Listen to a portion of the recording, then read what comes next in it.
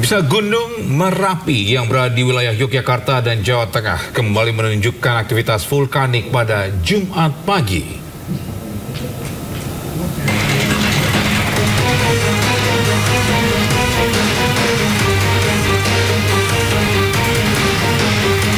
Kamera pemantau dari Balai Penyelidikan dan Pengembangan Teknologi Kebencanaan Geologi Yogyakarta menunjukkan saat Gunung Merapi memuntahkan guguran awan panas sejauh 1000 meter ke arah barat daya hulu Kali Beben. Warga di wilayah lereng Gunung Merapi dihimbau tetap siaga karena semburan awan panas dapat terjadi sewaktu-waktu. Saat ini aktivitas vulkanik Gunung Merapi masih berada pada level 3 atau siaga.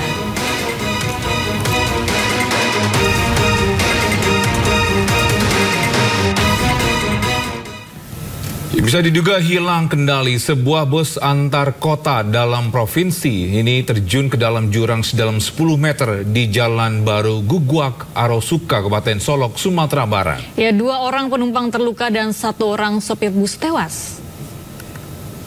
Baru kejadian. Jalan Baru Guguak.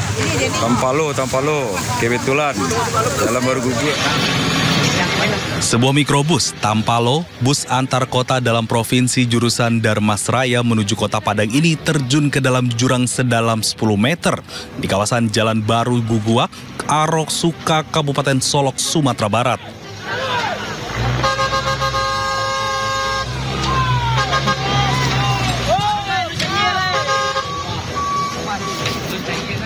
Bus yang berisikan 3 orang penumpang ini terperosok ke dalam jurang setelah mengalami hilang kendali di area penurunan dan masuk ke jurang. Sejumlah pengendara yang lewat di sekitar lokasi dan warga tampak berusaha mengevakuasi sejumlah penumpang dan sopir bus dari dalam jurang. 2 dari 3 orang penumpang bus mengalami luka dan dilarikan ke Rumah Sakit Umum Daerah Arosuka. Sementara itu, sopir bus meninggal dunia di rumah sakit. Kejadian kecelakaan bus Tampalo. Bus Tampalo ini kejadian sekitar pukul 9.45 ya, waktu Indonesia bagian barat. Bus Tampalo ini bergerak dari arah Solo menuju Kota Padang. Terjadi overcontrol bus tersebut sehingga masuk ke dalam jurang tersebut ya. Dapat kami laporkan juga untuk korban. Korban ada 3 orang. 3 orang, 1 meninggal dunia dan 2 luka berat dan sudah kita bawa ke rumah sakit terdekat. Para pengendara pun diimbau agar berhati-hati melintas di kawasan tersebut karena jalan licin dan terdapat penurunan. Dari Kabupaten Solok, Sumatera Barat, Budi Sunandar, iNews melaporkan. Sementara itu, puluhan sopir Trans Jabotabek ini Perum Damri menggelar aksi unjuk rasa di depan gedung Dinas Tenaga Kerja Provinsi DKI Jakarta. Ya, mereka mengadukan nasibnya terkait pemotongan uang makan yang terjadi sejak bulan Maret lalu.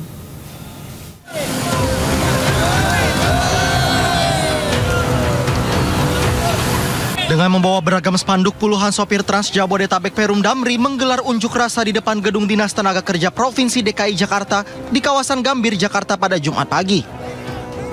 Aksi ini dilakukan untuk mengadukan nasib mereka kepada pihak Dinas Ketenagakerjaan perihal pemotongan uang makan sebesar Rp55.000 per hari. Diketahui pemotongan uang seharusnya dibayarkan secara keseluruhan di akhir periode bersamaan dengan gaji mereka telah dilakukan sejak bulan Maret kemarin. Meski telah bermediasi dengan pihak perusahaan, namun masa mengaku permasalahan ini tidak membuahkan hasil. Ini sudah kami lakukan berbagai mediasi dengan perusahaan, tetapi memang kami tidak mendapatkan hasil dan kami memang mendapatkan keputusan-keputusan sepihak yang tidak atau yang sangat merugikan kami begitu. Jadi ini sudah berkali-kali, tapi langkah terakhir yang kami lakukan adalah ya mengadukan nasib kami karena kami sadar bahwa tidak ada satu badan pun atau serikat yang akan melindungi dan membela hak kami.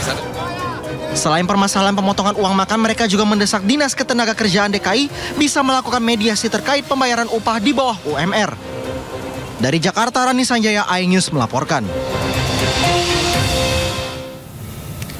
Bisa aksi unjuk rasa menuntut penghapusan uang pangkal atau iuran pengembangan institusi di halaman Balai Rum Universitas Gadjah Mada Yogyakarta ini ricuh. Insiden bermula saat pihak kampus hendak melakukan gladi bersih peringatan Hari Lahir Pancasila di lokasi mahasiswa mendirikan tenda.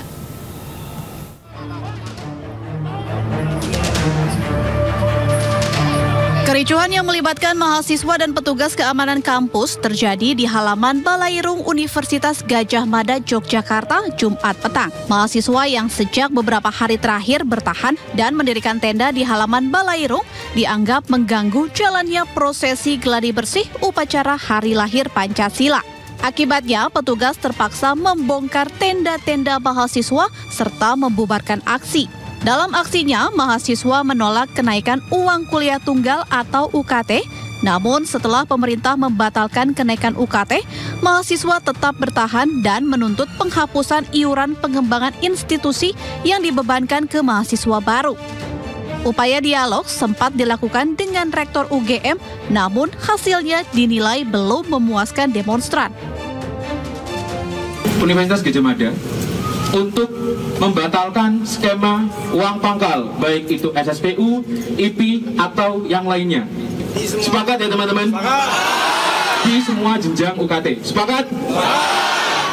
Jadi saya sangat mengapresiasi gerakan yang kalian lakukan. Artinya ada sesuatu yang kita perjuangkan. Sebelumnya, Universitas Gadjah Mada Yogyakarta menetapkan iuran pengembangan institusi atau IP sebesar Rp30 juta untuk mahasiswa rumpum eksakta dan Rp20 juta untuk non-eksakta. Dari Sleman, Yogyakarta, Heru Trijoko, iNews melaporkan. Bisa video perkelahian antara siswi perempuan salah satu sekolah menengah pertama di Kota Makassar, Sulawesi Selatan viral di media sosial. Diketahui perkelahian terjadi lantaran cekcok di media sosial.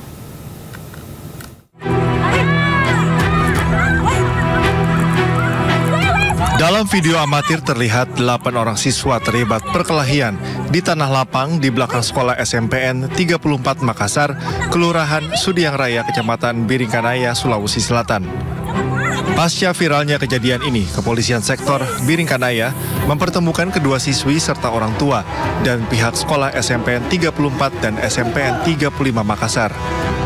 Dari pertemuan ini diketahui perkelahian terjadi lantaran cekcok di media sosial.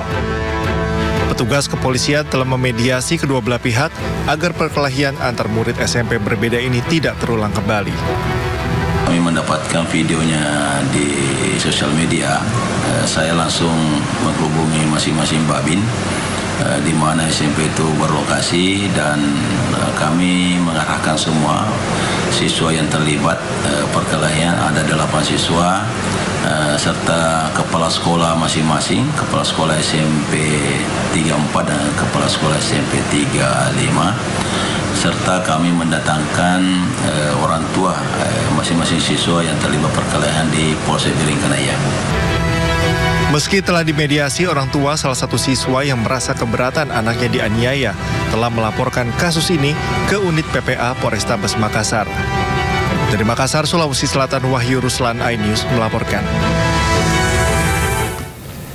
Ya, sementara itu diduga cekcok usai menonton sepak bola, 4 remaja wanita ini terlibat perkelahian duel 2 versus 2 di kawasan Cakung, Jakarta Timur.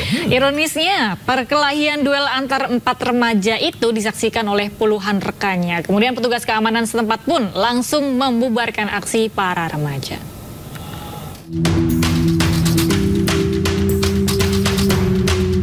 4 remaja putri terlibat adu jotos 2 lawan 2 di perumahan Aneka Elok, Penggilingan Cakung, Jakarta Timur.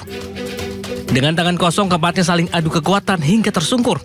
Ironisnya bukannya melerai, puluhan rekan remaja justru menyaksikan sambil bersorak bahkan merekam adegan. Petugas keamanan setempat yang mengetahui kejadian langsung membubarkan aksi tak terpuji para remaja tersebut.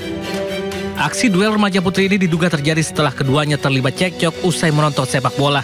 Diketahui mereka bukan warga setempat, melainkan dari wilayah luar kawasan Penggilingan. Sebenarnya itu kan ada anak-anak main bola di dekat apartemen, terus ada warga yang lapor, ada warga sini yang di dekat sini lapor ke security, ada keributan. Terus security datang ke sini menghalau dan melerai anak-anak tersebut. Dibubarkan gitu. Terus kejadiannya itu pindah lagi ke sini yang di tempat lokasi ini gitu. Di lokasi ini kejadiannya itu ditonton sama banyak sekali ya. Petugas keamanan disiagakan di beberapa titik untuk mengantisipasi agar hal serupa tak terulang kembali. Dari Jakarta, Rio Manik, iNews melaporkan. Ya, sementara itu polisi berhasil menangkap 2 orang yang menjadi tersangka penganiayaan saat terlibat aksi tawuran 2 kelompok remaja di Jalan Kampung Bandan, Pademangan, Jakarta Utara. Dari tangan tersangka, polisi juga menyita sejumlah senjata tajam dan stik golf yang dipakai untuk taburan.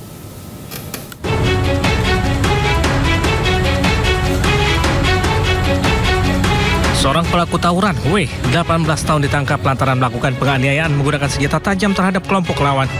Diduga aksi tawuran ditenggarai adu gagah antar kelompok pemuda. Penangkapan tersangka diawali aksi 2 kelompok pemuda yang menyebut diri mereka kelompok BK Street atau kelompok Utara Keras 90 Sepakat. Keduanya sepakat saling serang di tengah jalan raya melalui media sosial. Insiden menyebabkan salah satu anggota kelompok IN terjatuh saat hendak melarikan diri dari kejaran para tersangka. IN pun menjadi bulan-bulanan tersangka hingga harus menerima 35 jahitan karena luka parah di lengan, punggung, dan pelipis. Selain W, polisi juga mengamankan tersangka lain berinisial A dengan barang bukti 4 buah celurit, stik golf, dan handphone. Hasil penyidikan kami, motif mereka pada dasarnya tidak ada masalah, hanya pembuktian diri, ingin gagah-gagahan, dan siapa yang lebih jago. Kini polisi masih melakukan pengejaran terhadap 4 orang pelaku pengeroyokan lainnya, sementara 2 orang tersangka terancam 9 tahun penjara. Dari Jakarta, Sofian Firdaus, iNews melaporkan. Saya tidak pernah melakukan semua itu di Vietnam. Bersumpah demi nama Allah. Aku bersumpah demi nama Allah. Aku sendiri karena kamu tidak bersalah. Saya tidak pernah melakukan semua itu di Vietnam. Saya telah mati. Saya tidak pernah melakukan semua itu